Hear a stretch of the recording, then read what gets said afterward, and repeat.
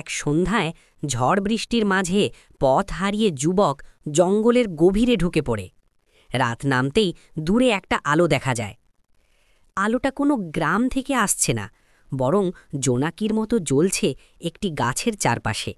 সেখানে দাঁড়িয়ে আছে এক মেয়ে, ফ্যাকাশে মুখ, চোখে রহস্যময় দীপ্তি। যুবক জিজ্ঞেস করে, তুমি কে? মেয়ে উত্তর দেয় না, শুধু এক অচেনা ব্যথা নিয়ে তাকায়। পরদিন যুবক জানতে পারে মেয়ে এই জঙ্গলে বহু বছর ধরে বন্দী। সে বলে, আমি এই জঙ্গল ছাড়তে পারি না, এখানে আমার জীবন বাধা পড়ে আছে। ধীরে ধীরে মেয়ে জানায় সে এক প্রাচীন রাজ্যের রাজকুমারী। এক দুষ্ট তান্ত্রিক রাজ্য দখল করতে গিয়ে ব্যর্থ হলে অভিশাপ দেয়, তুমি আর এই জঙ্গলের সীমানা ছাড়তে পারবে না, যতদিন না কেউ সত্যিকারের হৃদয়ে দিয়ে তোমাকে মুক্ত করে।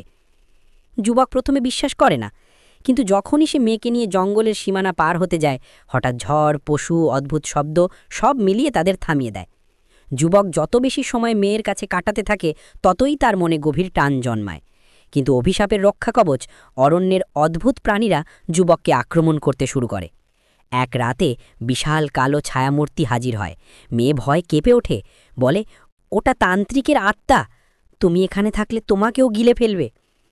যুবক ভয় পায়, তবুও পালায় না, বরং সে বলে, আমি যদি পালাই তবে তুমি সারা জীবন এখানে বন্দী থাকবে, আমি তোমাকে একা ছাড়ব না। মেয়ে জানায় অভিশাপ ভাঙার একমাত্র উপায় হল সত্যিকারের ভালোবাসার প্রতিশ্রুতি, যেখানে কেউ নিজের জীবন বাজি রাখতে রাজি থাকবে। যুবক তার হাত ধরে বলে, আমি বিশ্বাস করি তোমাকে মুক্ত করাই আমার নিয়তি। মেয়ের চোখে জল চলে আসে। অভিশপ্ত ছায়ামূর্তির সঙ্গে ভয়ঙ্কর লড়াই হয়। যুবক প্রায় প্রাণ হারাতে বসে, তবুও সে মেয়ের হাত ছাড়ে না। হঠাৎ আকাশ বিদ্যুতের আলোয় জ্বলে ওঠে, আর যুবক প্রাণ দিতে রাজি হওয়ায় অরণ্যের শক্তি বদলে যায়। ছায়ামূর্তি ছিন্ন ভিন্ন হয়ে মিলিয়ে যায়, অভিশাপ ভেঙে পড়ে। মেয়ে প্রথমবারের মতো জঙ্গলের বাইরে পা রাখতে পারে। তার শরীরে আর সেই রহস্যময় শীতলতা নেই, সে এখন সাধারণ মানুষের মতো। মেয়ে বিস্মিত হয়ে যুবককে জড়িয়ে ধরে বলে, তুমি আমার মুক্তি, শত বছর ধরে যেটা আমি খুঁজছিলাম সেটা তুমি। যুবক হেসে উত্তর দেয়, না, আমি শুধু আমার ভালোবাসাকে বাঁচিয়েছি। রাজকুমারী অবশেষে তার নতুন জীবন শুরু করে, যুবককে পাশে নিয়ে।